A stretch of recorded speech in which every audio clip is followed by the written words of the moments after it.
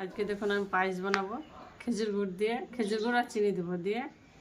গোবিন্দভোগ চাল নিয়েছি 250 গ্রাম, সে খেজুর গুড় নিয়েছি, কাজু বাদাম কুচি করে নিয়েছি, চিনি নিয়েছি, গরম মশলা, তেজপাতা আর 500 দুধ নিয়েছি।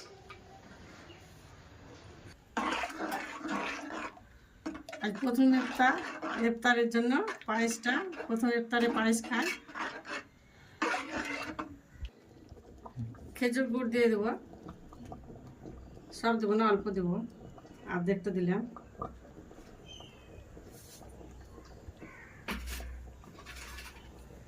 চিনি দিয়ে দেবো,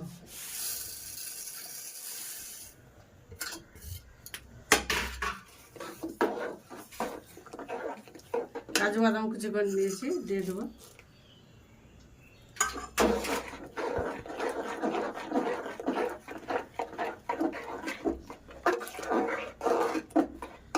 ইফতারের সন্ধ্যায় দারুণ হবে বন্ধুরা পায়েসটা।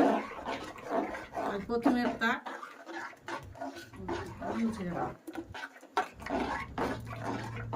পায়েস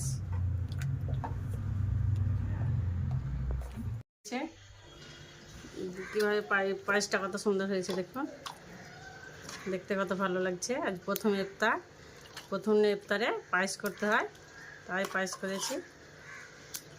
এমনিভাবে পায়েসটা বাড়িতে বানিয়ে খাবেন, দেখবেন খুবই ভালো লাগবে।